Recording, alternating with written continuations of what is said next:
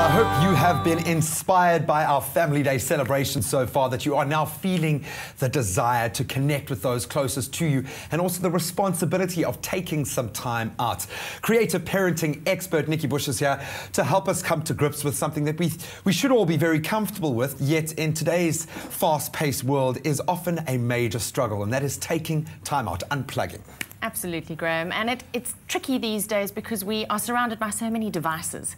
And so parents are plugging into their cell phones and their PDAs and their email.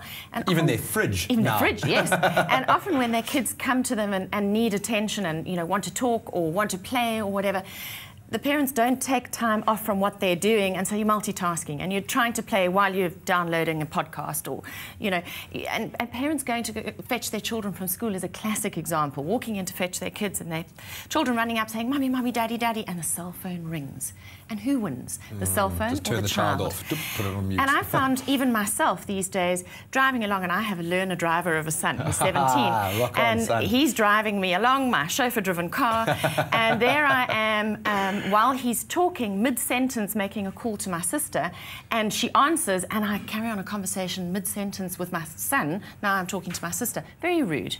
So, you know, we all fall into these traps from time to time, and it really is important to unplug. Otherwise, our children can tend to feel invisible. I was going to say, this is one of those deeper messages. It might feel like a flippant thing that you're doing, just, you know, answering the phone call, but there is a deeper underlying message that you are reinforcing with your child. Absolutely. So when our children feel invisible, we're giving that message of, "I don't really want to be with you right now," or "You're not really that important to me right now, something else is taking your place." And they get this non-verbal thing from us.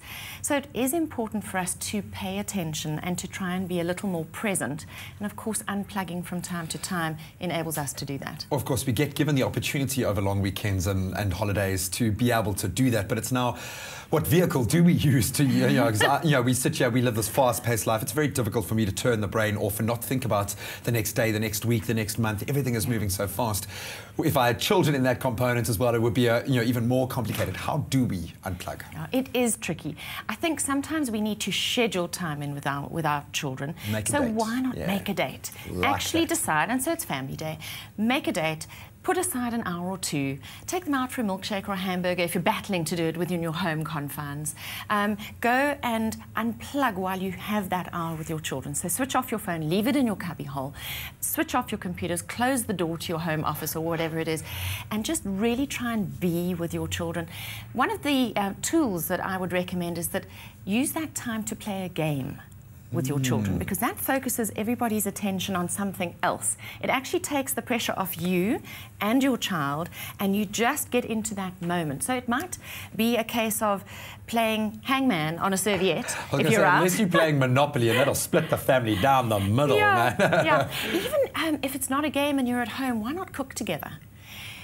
We forget to do chores with our children. There are really some very simple things one can do, but the most important thing when you're being with your children is to make eye contact and to really listen. Be present. We're not listening to our children, and often they say, "Didn't you hear me, Mum? Didn't you hear me?" And you actually haven't heard them because you're thinking of 5 million different things at once. So I would say, make a date, unplug, and play a game. You might notice this grin on my face here. This is hilarious. We might as well be talking to the 15-year-old child with this kind of advice. This is normally the slap on the wrist we give our children for not concentrating, not being involved. As a parent, this also gives you the opportunity to have fun and relax. It's not just about you giving to your child, but you might actually have a wonderful time yourself. Well, you will. And the thing is, we're all hardwired to play. We've just forgotten. We've forgotten how to do it. We've forgotten that we need to do it. So playing with your children is a little bit like pressing the pause button. So on Family Day, why not? Press pause. Are you going to be pressing pause today? Absolutely. I hope so. Well, have a wonderful Family Day. Good luck with the learner driver when they actually become a driver. But always a pleasure catching up with you. Thank you so much for your time. Thanks, Graham. That was Nikki Bush helping us come to grips with family time. Make it real, make it authentic. Take the time out. You yourself might have just as much fun as your kids. Family Day is the day to do it, but we should be doing this as often as we can. Connect with your kids if you want them to connect with you.